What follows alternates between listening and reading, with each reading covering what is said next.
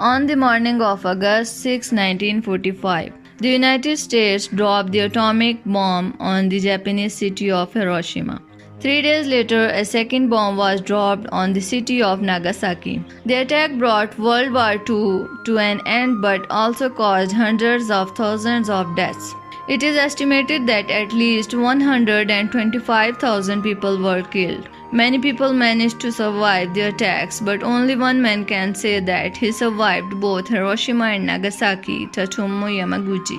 It's said there were around 160 people affected by both bombings, but Yamaguchi was the only one that was officially recognized by the government of Japan as surviving both explosions. Yamaguchi was 29 years old when he was on a business trip to Hiroshima. At that time, he worked at Mitsubishi Heavy Industries. On August 6, 1945, when the atomic bomb was dropped on Hiroshima, he was just 2 miles away from ground zero. I didn't know what had happened, he later told the British newspaper The Times. I think I fainted for a while when I opened my eyes. Everything was dark and I couldn't see much. It was like the start of a film at the cinema before the picture has begun, when the blank frames are just flashing up without any sound. He could see a mushroom cloud of fire rising the sky over Hiroshima. His face and forearms had been badly burned and both his eardrums were ruptured. He was one of the lucky survivors and spent the night in a Hiroshima bomb shelter trying to figure out what to do next.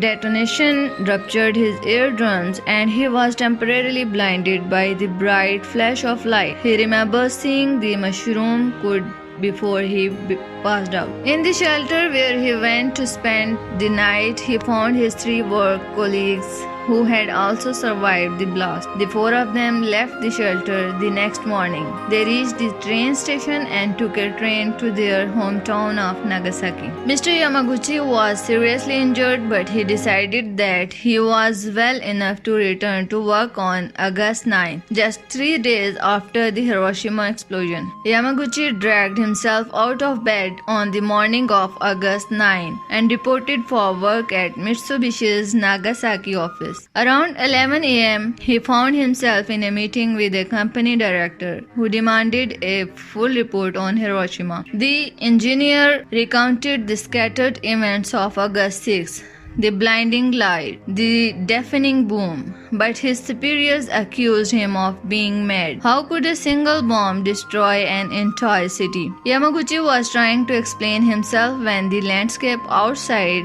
exploded with another iridescent white flash. Yamaguchi dropped to the ground just seconds before the shock wave shattered the office windows and sent broken glass and debris careening through the room. I thought the mushroom cloud had followed me from Hiroshima, he later told the newspaper The Independent. The US wasn't planning to drop the bomb on Nagasaki. Nagasaki was the secondary target. The original objective was the city of Kokura. But because of the bad weather, Nagasaki was chosen instead. Japan surrendered 6 days after the Nagasaki attack. For the second time in 3 days, he'd had the misfortune of being within 2 miles of a nuclear explosion. For the second time, he had been fortunate enough to survive. After fleeing from the skeleton of the building, Yamaguchi rushed through a bomb-ravaged Nagasaki to check on his wife and son. He feared the worst when he saw a section of his house had been reduced to rubble. But he soon found both had sustained only superficial injuries. His wife had been out looking for burn ointment for her husband, and when the explosion came, she and the baby had taken refuge in a tunnel. It was yet another strange twist of fate. If Yamaguchi hadn't been hurt at Hiroshima, his family might have been killed at Nagasaki. Mr. Yamaguchi slowly recovered and went on to live a relatively normal life. What is more interesting, Mr. Yamaguchi was 93 years old when he died in January 2010. The cause of his death was stomach cancer.